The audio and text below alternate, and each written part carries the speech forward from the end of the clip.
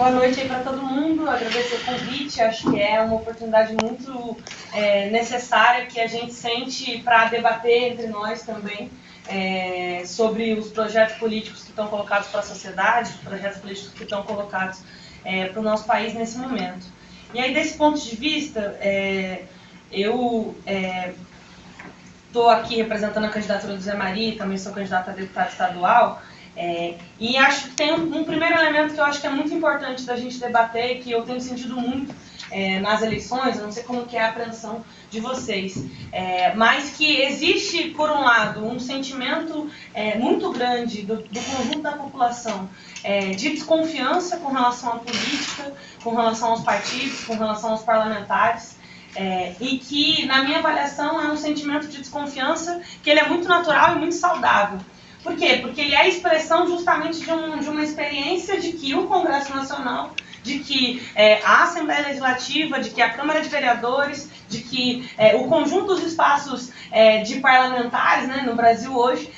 na realidade se traduz não só na prática, como também na apreensão para o conjunto da população como um balcão de negócios. Onde as pessoas estão lá para defender, como eles dizem, né, defender a família, mas na realidade é defender a família deles, né, porque eles se enriquecem às custas dos outros de maneira completamente descarada.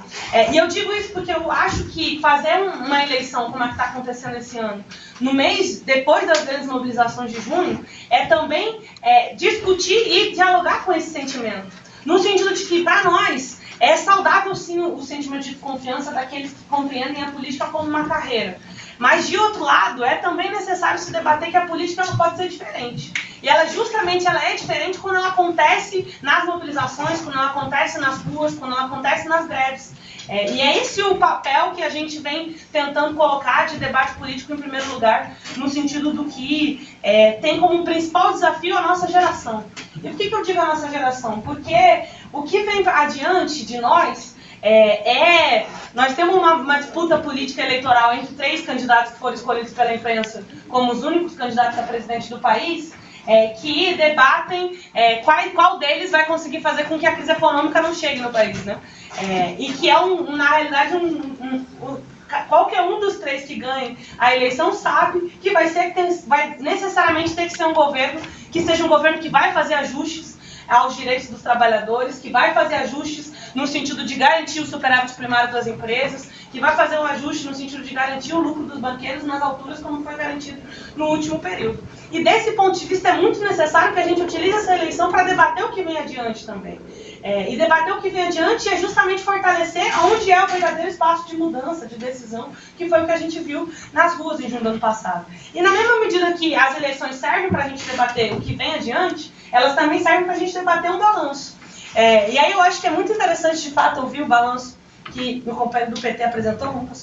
Rafael, apresentou aqui com relação ao que foi o governo do PT, porque justamente, na minha avaliação, fazer um governo que, apoiado numa discussão de governabilidade, fez acordos com os setores mais reacionários da sociedade, como Renan Calheiros, como José Sarney, como Feliciano, como todos esses que hoje tratam os direitos da população LGBT do jeito que trata, não é nada mais nada menos do que um governo que não só não consegue aplicar as medidas, na prática a governabilidade se traduz numa amarra de um governo, se traduz em um governo que, para se movimenta quando diz respeito ao interesse da elite. Não consegue fazer nada que diga respeito, que saia dessa risca, que é justa, que é ditada pelos bancos, que é ditada pelo Banco Mundial, que é ditada pela elite do país hoje. E isso a gente vê quando a gente vai discutir, inclusive, as políticas sociais aplicadas pelo governo. Todas as políticas sociais aplicadas pelo governo seguem à risca a partir do Banco Mundial de todas o que são as políticas compensatórias necessárias para que se contenha contenha mobilizações sociais, contenha o movimento de massas no país. E isso tem uma grande contradição na minha avaliação, que é justamente que a política que foi aplicada no governo de se avançar no crédito desenfreado, a política que foi aplicada de possibilitar um aumento de empregos, possibilitou, por um lado, um endividamento muito maior da população, significativo da maior parte da juventude, dos setores de 18 a 24 anos, como nós, e da mesma forma, os empregos também são empregos muito mais precarizados. Basta a gente ver, por exemplo, o que é a massa salarial do país. Na mesma medida em que se aumentam os postos de emprego, se diminui a massa salarial. E esse é um balanço que é necessário de ser feito. Eu acho que isso diz respeito a um elemento fundamental. Nós apostamos na construção de um partido dos trabalhadores que não fez nada a não ser desconstruir isso a partir do momento que subiu ao governo.